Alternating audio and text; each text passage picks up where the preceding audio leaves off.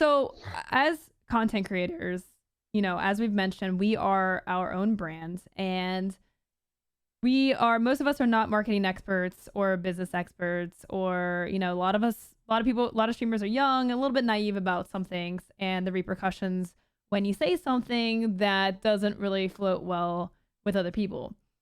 How do you handle a situation like this when you've Empathy. made a big mistake? Yeah. Oh, Sure. God, Taylor, I love you so much. Ooh, let's kiss on the mouth. Empathy, empathy. It feels like you've been reading my tweets or something. That's right, baby. The biggest mistake in public relations in this day and age, and probably forever, is lack of empathy. So much so. It's the biggest thing. If you ask a question and you do not practice the empathy of the people you're asking questions to, you will miss the mark. Like almost guaranteed. You'll miss the mark. You'll come off as badly tone deaf. Like something will go wrong. Thinking about, and that goes back to respect, but empathy is the key word there. Thinking about the people you're talking to is the most important thing in any type of public relations setting. I don't care how experienced you are. I don't care how long you've been doing this for. If you practice empathy, you will come off so awesomely, like in everything you're doing. I think one of the biggest things to think about is, what does the other person want? And if you can decide on what that is, you can get around there. And that takes emotional maturity, right? So if somebody's mad at you about something with PR, you go, hey, listen, maybe they want an apology. Maybe they want to know that you have messed up, right? And then you do the right thing. Or they want X, Y, and Z. But if you can say, this is how I can get them from A to B, from not having what they want to what they want, then you can solve the problem. Yeah.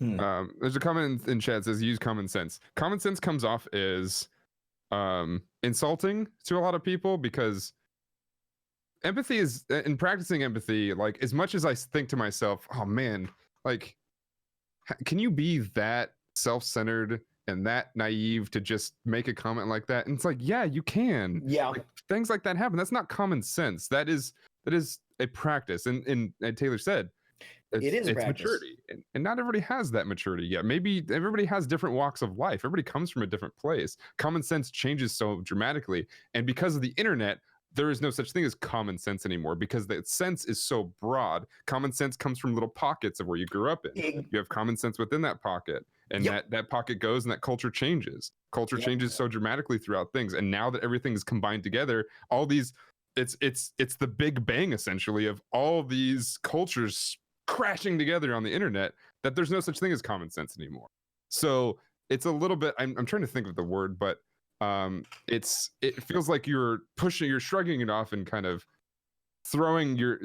giving advice out the window by just saying use common sense, because to you it feels like that, but somebody else's common sense is different than yours. Well, and there's a situational difference too, right? Like context. One of the weird things that happens is, when stuff is happening in movies, everybody's privately and secretly, hopefully in their own heads, and not actually like when they're in the theater going like, why didn't you just do the other? But it's like, if you're actually in some like life or death survival situation, you don't think within your normal, like totally calm framework. And likewise, when you're put in a defensive position, if you feel like you're being attacked because you made a mistake, everybody's calling you on it, you're not in your common place, in your own mentality. Your emotional state is different, and people tend to act very differently and very much outside of what is common sense. And this is where, like with many things, practice does go a long way. The more you've done this kind of a thing, the more you can recognize in the moment, go, yep, now I'm seeing it. Instead of being reactive, you get to be proactive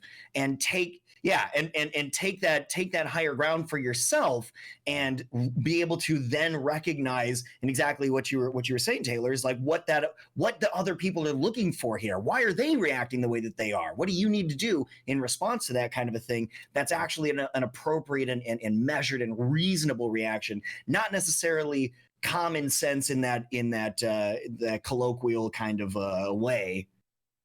Yeah, it's interesting. Go ahead. So I think what makes this even more interesting is the fact that being a content creator, we have saying things that don't go well And marketing yourself often both are accentuated and clashing because as a content creator, you're trying to be loud and, you know, get people to, you know, respond and get impressions and engagement, right? We Attention is the clout economy. and whatever internet currency, you know, you're trying to acquire. So I think that this whole situation even becomes more interesting as a content creator because there is this overlap where saying, oh, just talking more and being louder gets attention. Some people intentionally say bad things to get attention, but then sometimes you just say something for attention that is taken the wrong way.